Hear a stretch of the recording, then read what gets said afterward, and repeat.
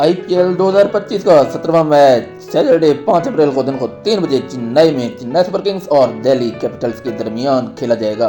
इस मैच में दोनों टीम्स की स्ट्रॉन्गेस्ट प्लेइंग 11 क्या हो सकती है हम इस वीडियो में जानेंगे, लेकिन उससे पहले हम बात कर लेते हैं दोनों टीम्स के हेड टू हेड कंपैरिजन के बारे में। जनाब, चेन्नई सुपर किंग्स और दिल्ली कैपिटल्स की टीमें अब तक 30 मरतबा एक दूसरे के सामने आ चुकी हैं, जिसमें चेन्नई सुपर किंग्स का पलड़ा जो है वो दिल्ली कैपिटल्स पर भारी है, क्योंकि चेन्नई की टीम ने दिल्ली कैपिटल्स को 19 मरतबा शिकस्त दी है, जबकि दिल्ली के हिस्से में 11 फतवाहत आई। तो इस तरह चेन्नई सुपर किंग्स दिल्ली कैपिटल्स पर नफसियाती बरतरी हासिल किए हुए है। बट दिल्ली कैपिटल्स को भी चेन्नई सुपर किंग्स पर एक तरह की नफसियाती बरतरी हासिल है, क्योंकि 2024 के एडिशन में दिल्ली ने चेन्नई सुपर किंग्स को शिकस्त दी थी। तो ये था जनाब इन दोनों टीम्स का हेड टू हेड कंपैरिजन। अब हम बढ़ते हैं दोनों टीम्स की स्ट्रॉन्गेस्ट प्लेइंग 11 की तरफ। तो सबसे पहले हम बात कर लेते हैं दिल्ली कैपिटल्स की प्लेइंग 11 की। तो दिल्ली कैपिटल्स की टीम में उनका जो टॉप ऑर्डर होगा उसमें Jake Fraser McGurk right handed batter from Australia, और उनका साथ देने के लिए आएंगे एक और right handed aggressive batter from South Africa Faf du Plessis. जबकि नंबर 3 पोजीशन पर होंगे अभिषेक पुरल, जो कि लेफ्ट हैंडेड बैटर हैं फ्रॉम इंडिया। तो ये होगा जनाब दिल्ली कैपिटल्स का टॉप ऑर्डर।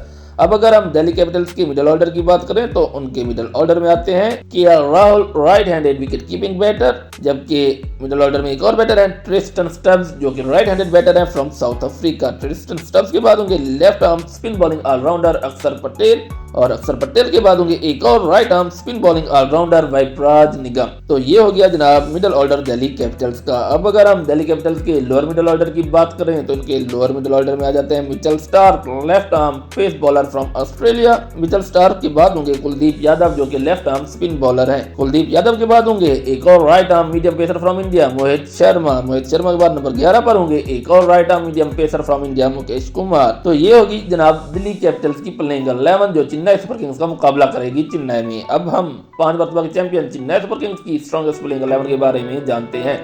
तो चेन्नई सुपर किंग्स की प्लेइंग 11 में उनका जो टॉप ऑर्डर होगा उसमें दोनों ही left handed batters Rachin Ravindra और Devon Conway from New Zealand opening pair के तौर पर आएंगे, जबकि नंबर 3 पोजीशन संभालेंगे right handed batter Rahul Tripathi. तो ये हो गया इनका टॉप ऑर्डर। अब अगर हम चेन्नई सुपर किंग्स के मिडिल ऑर्डर की बात करें तो इनके मिडिल ऑर्डर में आ जाते हैं इनके कैप्टन ऋतुराज गायकवाड, जो कि राइट हैंडेड बैटर है। गायकवाड के बाद आएंगे Shivam Dube left arm pace bowling allrounder from India. Shivam Dube के बाद होंगे विजय शंकर, जो कि right arm pace bowling allrounder है फ्रॉम इंडिया। विजय शंकर के बाद होंगे एक और allrounder left arm spin bowling allrounder Ravindra Jadeja.